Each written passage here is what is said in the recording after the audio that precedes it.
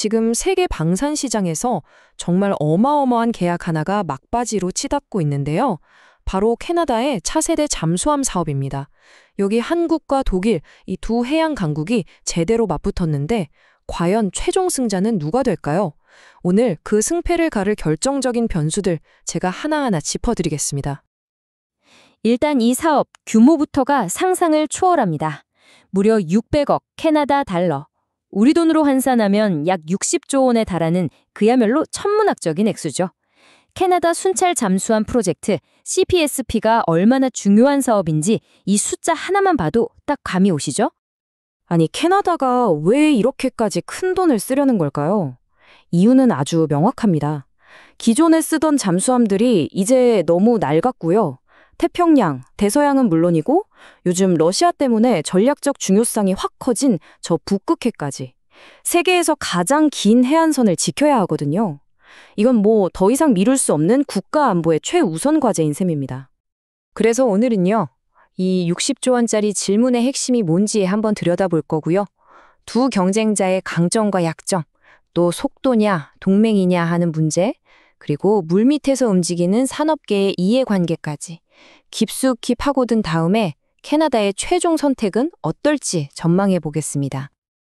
자, 그럼 이 역사적인 계약을 두고 격돌하는 두 거인, 바로 대한민국의 하나오션과 독일의 티센크루프 해양 시스템 TKMS를 본격적으로 만나보시죠.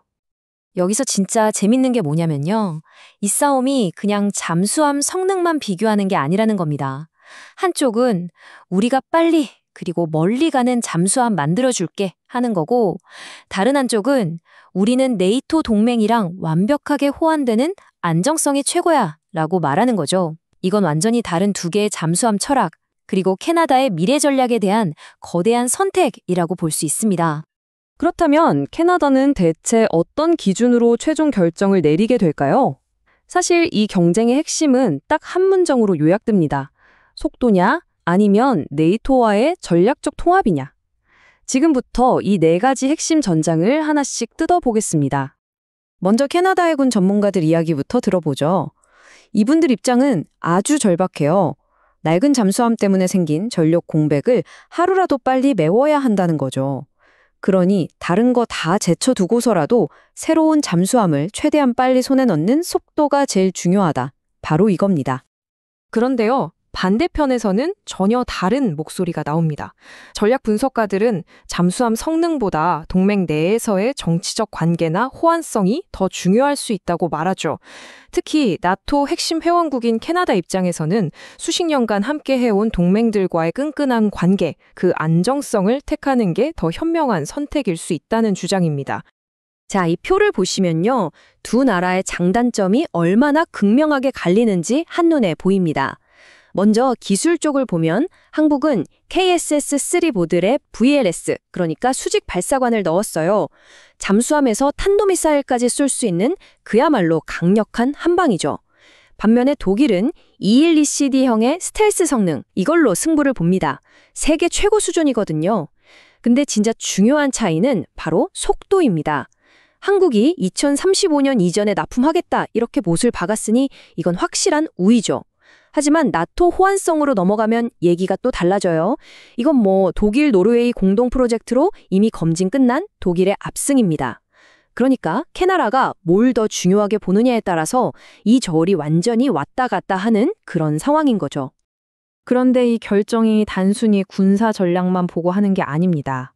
어쩌면 승패를 가를 진짜 게임은 지금부터일 수도 있어요. 바로 캐나다 국내 경제, 그리고 산업계에 떨어질 어마어마한 선물 보따리죠. 그 중심에는 ITMB, 산업 및 기술 혜택이라는 제도가 있습니다. 이게 뭐냐면 아주 쉽게 말해서 60조 원짜리 계약을 따가면 60조 원어치를 다시 캐나다 경제에 투자해야 한다는 거예요.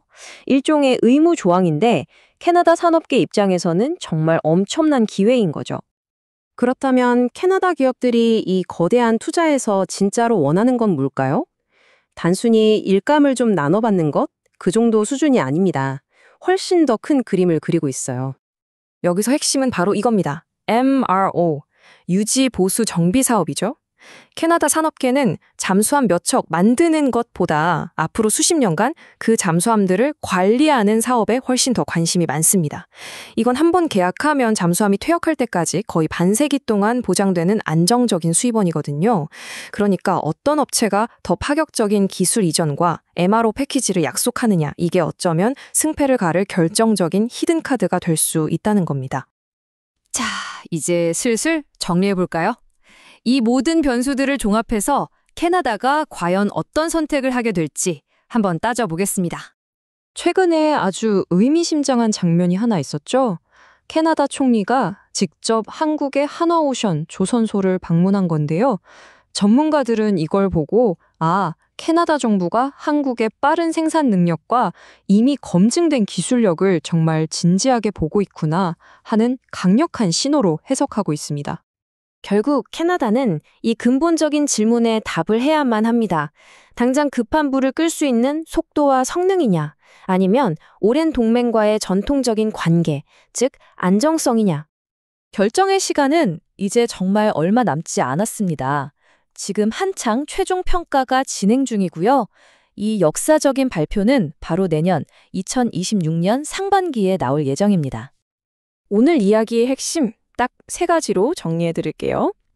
첫째, 이 경쟁은 결국 속도의 한국이냐, 동맹의 독일이냐의 싸움입니다. 둘째, 캐나다 국내 산업계에 돌아갈 MRO 계약이라는 숨겨진 변수가 막판 뒤집기를 할 수도 있다는 거. 그리고 마지막으로 누가 이기든 그 결과가 앞으로 50년간 캐나다의 해군 전략을 완전히 새로 쓰게 될 거라는 점입니다. 2026년 상반기, 과연 캐나다의 최종 선택은 무엇일까요? 눈앞의 위협에 맞서기 위해 가장 강력한 잠수함을 가장 빠르게 손에 넣는 길을 택할까요? 아니면 나토 동맹이라는 거스를 수 없는 전통과 전략적 안정성에 손을 들어줄까요? 전 세계 방산 시장이 지금 그 결과를 숨죽여 지켜보고 있습니다.